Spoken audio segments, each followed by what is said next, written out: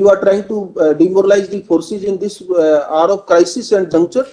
Since when a retired High Court, Supreme Court judges have become expert in investigation? Force us to read all these things in the night and then you forget what. जब दर्द आंखों से बहता है तो कानून भी संभल कर बोलता है, और जब देश के दिल को चोट पहुंची हो तो सुप्रीम कोर्ट भी बस एक फैसला नहीं देता, एक संदेश देता है। पहलगाम के बैसरन वैली में 22 अप्रैल 2025 को जो हुआ, उसने सिर्फ गोलियों की गूंज नहीं छोड़ी, उसने इंसानियत के ज़मीर को जख्मी भी किया। 27 बेगुनाह जिंदगियां, जिनमें ज्यादातर मुसाफिर थे, आतंकी भेंट चढ़ गए। गोलियों की बरसात के बीच डर और गुस्से का तूफान पूरे देश में फैल गया, और जब ऐसे वक्त में कुछ लोग सुप्रीम कोर्ट के दरवाजे पर एक PIL लेकर आए तो कोर्ट ने कानून के तकदीर पर एक नई लकीर खींच दी। जी हाँ, सुप्रीम कोर्ट में थर्सडे को एक बहुत ही इम्पोर्टेंट मैटर पर हियरिंग की गई है। ये प्ली 3 इंडिविजुअल्स ने फाइल की है। Mohammed Juner, a resident of Kashmir, along with Fatesh Kumar Sahu और विकी कुमार। ये मैटर आइटम नंबर 25 पर लिस्टेड था, जस्टिस सूर्यकांत और जस्टिस N कोटेश्वर सिंह की बेंच के सामने। इस प्ली में एपेक्स कोर्ट से डायरेक्शन मांगी गई to constitute a judicial commission to investigate the Pahalgam terror attack of April 22।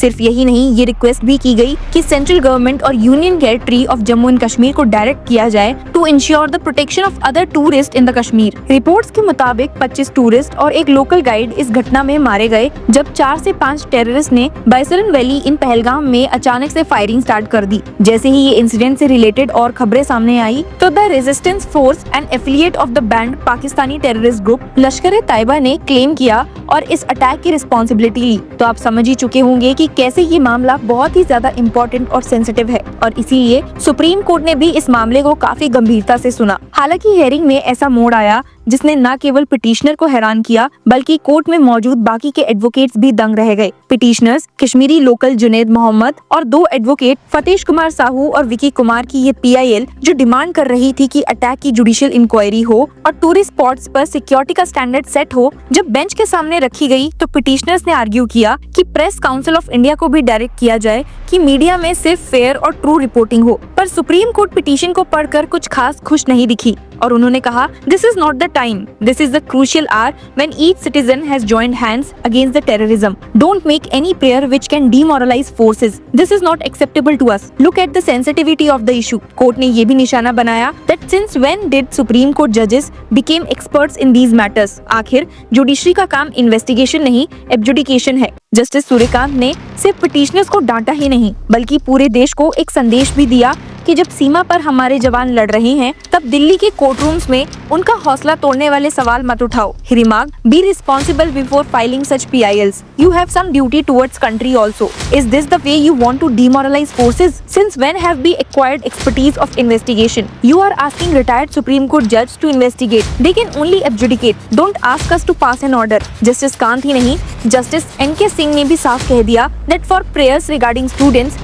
you can go to the high courts. इस पूरे हंगामे के बीच में पिटिशनर्स ने अपनी एप्लीकेशन विड्रॉ करने की गुजारिश की, जिसे कोर्ट ने अलाउ कर दिया। लेकिन सॉलिसिटर जनरल तुषार मेहता ने ऑपोजिशन किया और कहा, let this not go to the high court, ताकि अननेसेसरी लिटिगेशंस का सिलसिला ना चले। तो आपने देखा कि कैसे कोर्ट का ये टफ स्टैंड तब आया जब पूरा देश पहलगाम के अटैक से हिला हुआ था। द रेजिस्टेंस फ्रंट, जो पाकिस्तानी बेस लश्कर-ए-तैयबा का प्रॉक्सी है, ने इस अटैक की जिम्मेदारी ली थी। अटैक के बाद विजुअल्स आए जिसमें महिलाएं चीख रही थी, मदद की गुहार लगा रही थी और पूरा मुल्क सुन्न हो गया था। प्राइम मिनिस्टर नरेंद्र मोदी ने खुद कहा that the terrorism's evil agenda could never win, और defence minister Rajnath Singh, NSA Ajit Doval और CDS जनरल चौहान के साथ मिलकर आर्मी को फ्री हैंड दिया गया था कि वो डिसाइड करे कि रिस्पांस कब और कैसे दिया जाए। I am telling the world, prime minister ने वार्निंग देते हुए कहा था कि इंडिया टेररिस्ट को छोड़ने वाले नहीं है। इसी बीच इंटेलिजेंस सोर्सेज ने मीडिया को बताया कि पाकिस्तान का टेरर ट्रेल मॉस्को और लंदन तक पहुंचा है। आज की हेयरिंग ने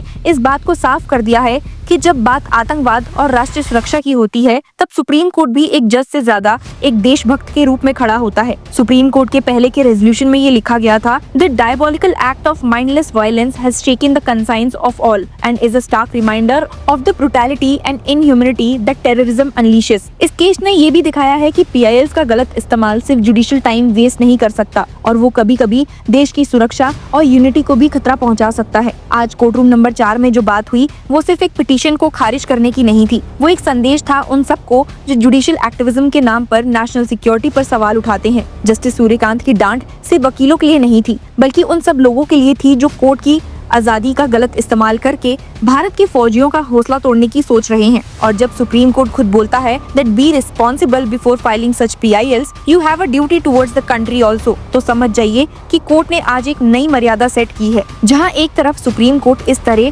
टेरर अटैक के अगेंस्ट खड़ी है, वैसे ही इस अटैक में अपनी जान गंवा बैठे एक नेवी ऑफिसर की वाइफ ने देखिए क्या मैसेज दिया है। अमर रहे शहीद विनय नरवाल, अमर रहे, अमर रहे। Going against Muslims or Kashmiris, we don't want this. We want peace and only peace. Justice भी चाहेंगे। Of course, we want justice. Of course, the people that have done wrong with him should be punished. You are going to donate your blood today? Yes. आप भी blood All of us are going to blood donate. विनय ने जो रास्ता चुना था देश सेवा का, क्या उस पे आगे बढ़ेंगे? Yes, of course. ठीक है, थैंक यू। आपको आज की इस हेयरिंग पर क्या कहना है? Comment and keep sharing. Thank you for watching this. From the soil of Bihar, I say to the whole world, India will identify, track and punish every terrorist and their backer. We will pursue them to the ends of the earth. India's spirit will never be broken by terrorism. Terrorism will not go unpunished. Every effort will be made to ensure that justice is done. The entire nation is firm in this resolve. Everyone who believes in humanity is with us. I thank the people of various countries and their leaders who have stood with us in this time. Hello law lovers and justice seekers, welcome to law Chakra. हम आपके लिए लेकर आए हैं कुछ बहुत ही exclusive. Introducing law Chakra prime membership, जो आपको देगा exclusive access like never before. यानी कि फुल इनसाइडर एक्सेस, वो भी बस घर बैठे। यही नहीं, प्राइम मेंबर को मिलेगा access to exclusive interview session with renowned जजेस, लीगल एक्सपर्ट्स एंड लॉयर्स। ऐसे इनसाइट्स जो आपको कहीं और नहीं मिले। इसी के साथ अगर आप कभी सोचे कि हम कैसे लेकर आते हैं आपके लिए ये लीगल अपडेट्स, तो इसके लिए भी प्राइम मेंबर्स के लिए है हमारे पास एक special sneak peek behind the scenes of law chakra. Brainstorming session से लेकर ब्लूपर्स तक सब कुछ।